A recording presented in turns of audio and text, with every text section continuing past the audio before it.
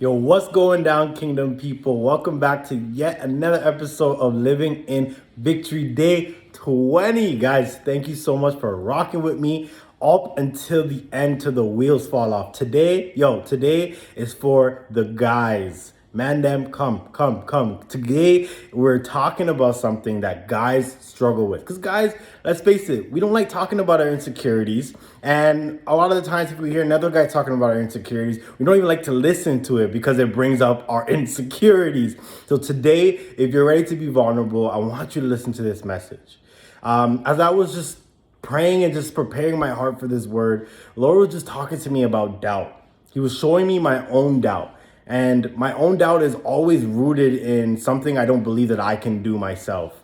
And as I'm growing in my faith, I'm realizing that it's not about what I can do in my normal strength, but it's what God can do for me.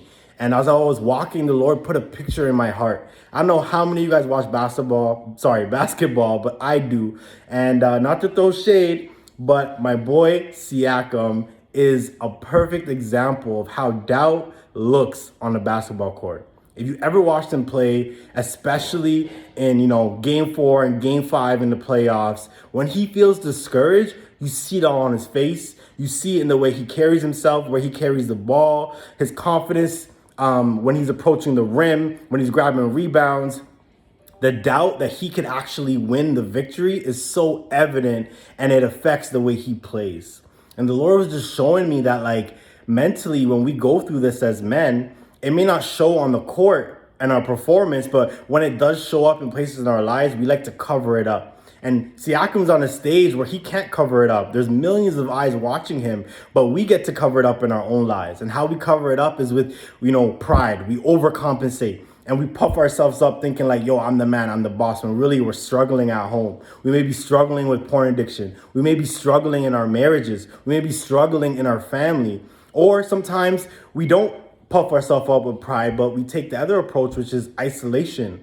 And, don't get it twisted. Isolation doesn't mean just always being alone. It means purposely also avoiding situations, relationships, people, or places that cause us to be vulnerable. We isolate from it because we don't want to face the fact that we're feeling a certain way in our lives. And God was just showing me that if we are going to walk in victory, we have to know that as men of God, we're not the ones that shoot the ball. We're not the ones that are responsible for getting from point A to point B, especially if you're in a place, as men, we're planners.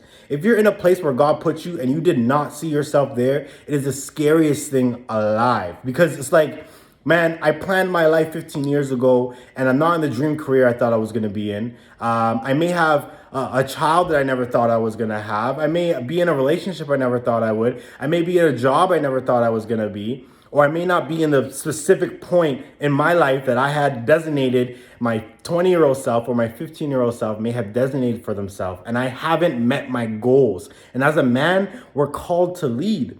And we feel lesser than. We feel like we haven't accomplished what we're supposed to do. And God's saying it's not your job to shoot the ball. God's saying it's not even your job to actually make the assist. Your job is to show up on the court. And how we do that each and every day is by handing God the ball. Let him be our point guard in our life. Let him pass us the ball and let him be the confidence that we need to take it to the rim. Guys, I'm telling you this because a lot of the times we think as men that, when we feel doubt and unbelief and when we get in our minds and we start to perform horribly, we think that the game is over.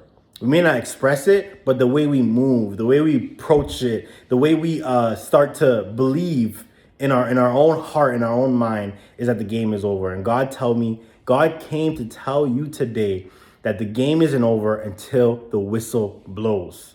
And that I don't know where you are in your life. I don't know what you're struggling with right now as a man, but it's not over until the whistle blows. And y'all know what that means. It is not over until the whistle blows. And it's never too late for you to lead. And how we lead is by surrendering it to God so that he can take the ball to the rim, so that he can make the shots that we can't, because we are playing a position that we never thought we would be playing. And that's oftentimes in life that we have to go through. So today, I don't know who this is for, but if you're facing doubt, if you're a guy, even if you ladies, if you made it this far, if you're facing doubt, I want to remind you guys that it is never too late to lead, and it's not over until the whistle blows. Peace.